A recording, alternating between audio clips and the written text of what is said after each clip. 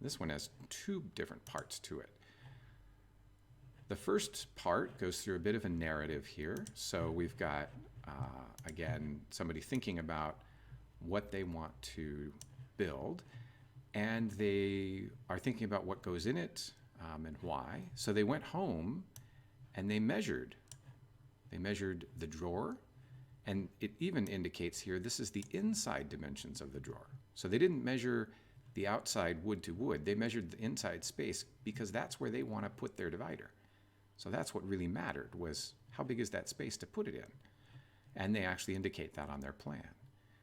And then they looked at right here, what am I going to put in there? How big are those things that I need to put in there? And that led to a plan for how to divide up that space. And they indicated what goes where, and they've got notes here. And then here I can see that they actually had to change their notes. As they went through the process, they've adjusted what those are. My guess would be that came as a part of figuring out the wood. That's most common. Initially, they divided it up without thinking about the wood, and then once they realized the wood had some thickness, they had to take that into account, and so that changed some of those measurements in there. And then we have a really detailed picture over here, including some annotations about dados and rabbets, so I know exactly what sort of joints they're going to be using because they have specifically talked about it in the text, and they've mentioned it here in the picture. And we have a really detailed list and picture of what's going on here. Looks like an idea maybe added later related to these two parts here. Let's take a look at the other piece of their plan.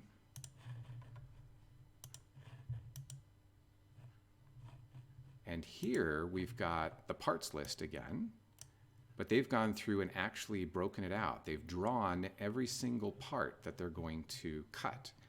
Sometimes they've indicated, I'm going to do 3 of these or 2 of these, but mostly they've shown every single part with both dimensions clearly indicated on the diagram.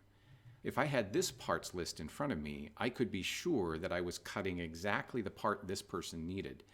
Whether I was this person or whether I was somebody else doing it for them, this is very, very clear. I know exactly what to cut here. And then they've got a section where they've specified exactly how to make the dados and the rabbits.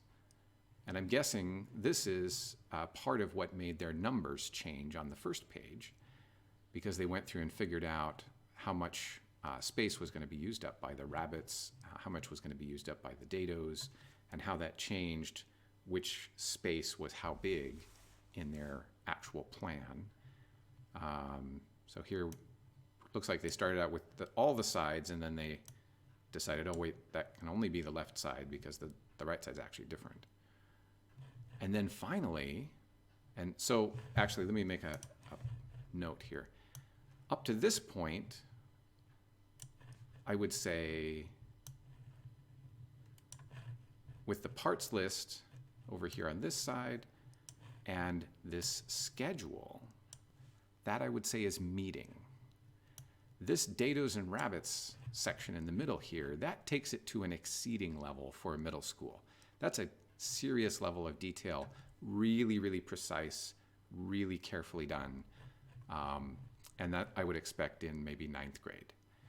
But the schedule, I would expect as part of meeting in anybody who's been here for more than a year. If you've taken DT twice or more than that, or if you're in 8th grade, I would expect that you have a schedule in your list. This person built it as a checklist with weeks. You could put specific dates in there if you wanted, if you make it a calendar instead of, but some sort of an idea of how long do you think this is going to take you? And there's 2 really good reasons I want you to do that. One is it helps you think through the steps of what you're going to be doing. And that solidifies the project just a little bit further in your mind. It really helps you come to grips with what do you need to build, do, and in order as you think through the process. And so that's very valuable in itself. It also gives you a really good chance to use your estimation skills for how fast you work. And I don't particularly care if you are right on or a little bit off, or if you discover that your estimation skills about how fast you're working in the wood shop are not at all accurate. As you experience it and you practice more, you'll get better at estimating. But unless you practice that estimation skill, you won't get better. You'll make guesses and you won't have any idea how accurate those guesses are. So this is a chance to practice that skill. How long does it take me as a designer, as a woodworker, as a 3D modeler, whatever it is, how long does it take me to build something? So I really want to see, for a full meeting level plan, I want to see the parts list, the schedule, a clear, thorough isometric diagram, as close as you can do to isometric, of your project, a clear idea of what it is that you're building and where and how do the parts fit together. Where does this go in real life? What does it fit in? And if it relates to anything else, what sizes are those? If it's for a person, there should be some information in here about your client, even if that client is you. If it's for other people, maybe interviews. Now, let me also point out here at the end of the video, I don't necessarily want this all written down. Pieces of it, like the diagram, may best be written down. But if you work really well with a sketching application and you would like to use it, that's okay.